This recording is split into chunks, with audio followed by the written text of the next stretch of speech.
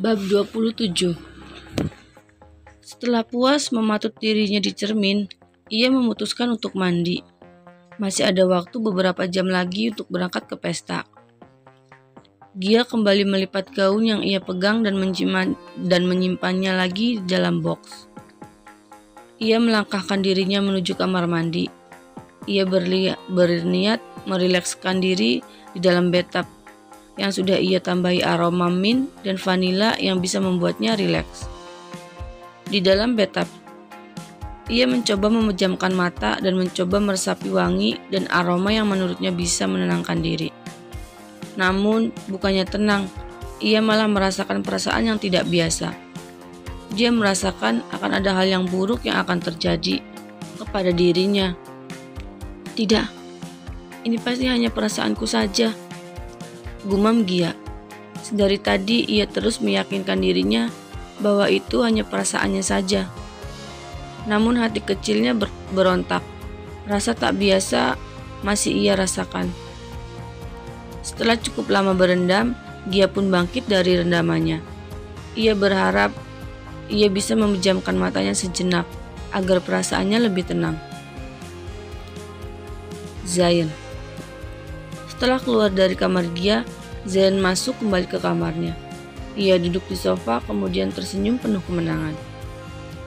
Dia mengambil ponsel dari sakunya kemudian menelpon seseorang. Bagaimana?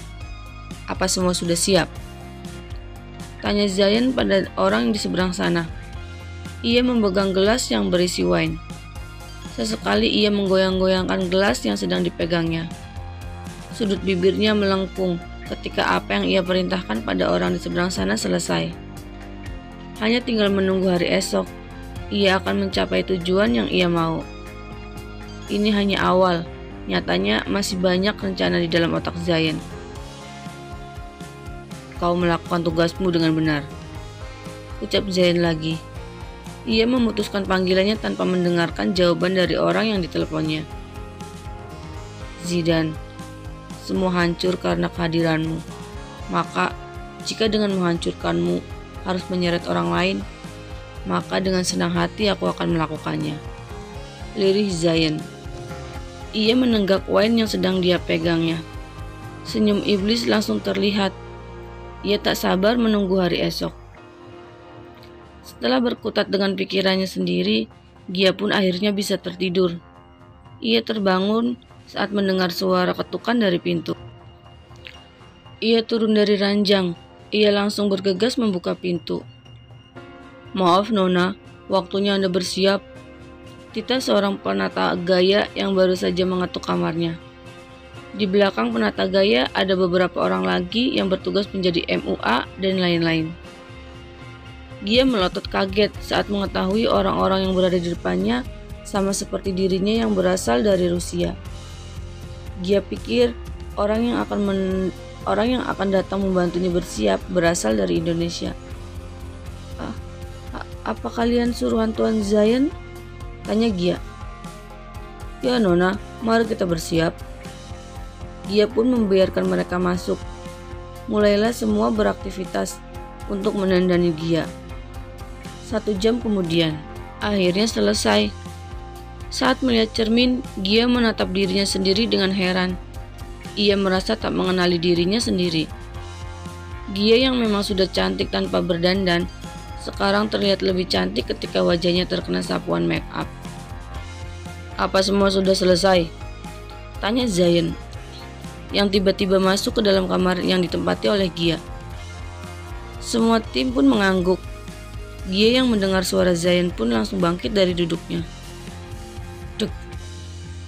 Seketika tubuh Zayn terpaku karena melihat kecantikan Gia. Namun dengan cepat ia menyadarkan dirinya. Ayo, ajak Zayn. Ia meletakkan tangannya di pinggang agar Gia menggandeng tangannya. Sejenak, Gia menatap Zayn. Ia ragu mengikuti perintah Zayn. Lalu kemudian tangan Zayn menarik tangan Gia.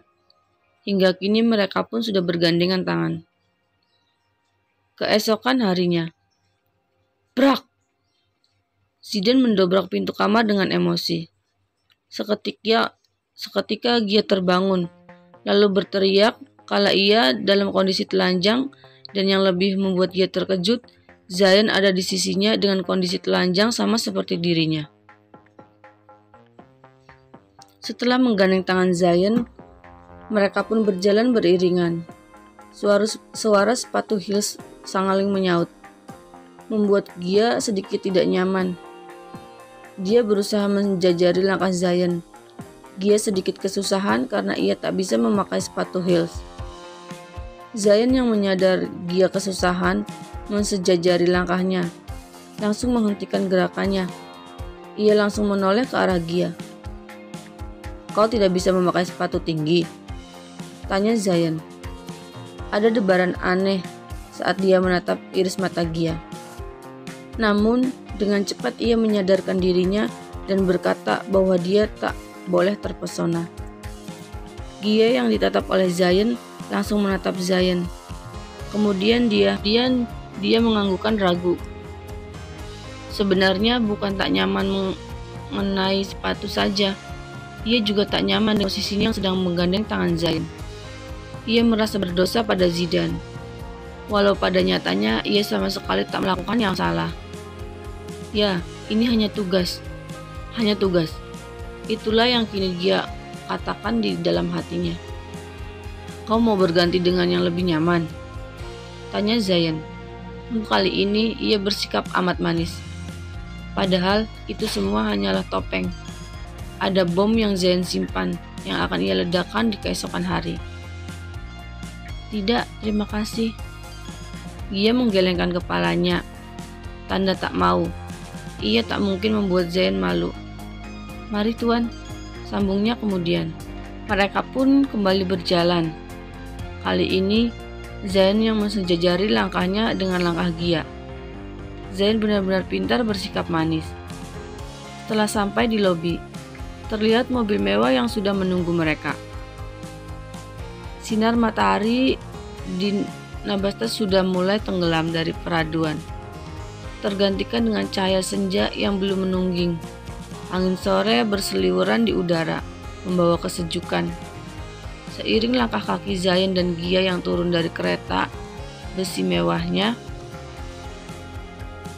hingar-bingar para tamu yang menghadiri pesta sudah mulai terdengar sampai ke daun telinga Zion. Derap sepatu kaki itu terus mengayuh pelan. Baru saja sampai di bingkai pintu, para tamu wanita beroh panjang menatap keteduhan dari matanya. "Kau gugup?" tanya Zion saat masuk ke dalam pesta. Gia menggeleng. Ia memang gugup, tapi yang lebih membuat Gia tak nyaman adalah ketika masuk ke dalam. Dia melihat tamu-tamu yang terlihat jelas dari kalangan atas, dan Gia merasa tak percaya diri. Aku baik-baik saja, Tuan," ucap Gia. Ia memaksakan senyumnya. Sungguh, ia benar-benar mengharapkan kehadiran Zidane saat ini, dan berharap Zidane membawanya pergi dari pesta tersebut. "Jangan panggil aku Tuan.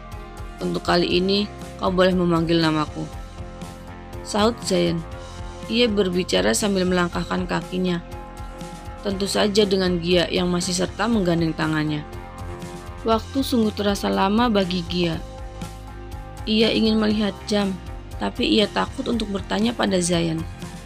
Tak mungkin kan di tempat pesta mewah ada jam yang menempel di dinding. Ia merasa tak nyaman dengan keadaannya saat ini. Walaupun Zion menyapa para pembisnis lain, tapi tangan Zion selalu berada di pinggang Gia dan merangkul Gia agar selalu ada di dekatnya. Bagi Gia, posisi mereka terlalu intim. Sungguh, Gia ingin sekali mematahkan tangan bosnya dan berteriak agar jangan seenaknya. Seketika rasa bersalah kembali hadir. Ia tak tahu bagaimana reaksi Zidane jika Zidane tahu bahwa sedari tadi posisi Gia dan Zion begitu dekat layaknya seorang kekasih. "Gia, aku ingin menyapa para tamu. Kau tak keberatan aku tinggal?" tanya Zion. Sudut bibirnya sedikit terangkat kalau melihat seorang yang dia perintahkan sudah berdiri dan bersiap menjalankan misi. Gia mengangguk tanpa ragu. Ia menghela nafasnya lega ketika Zayan melepaskannya.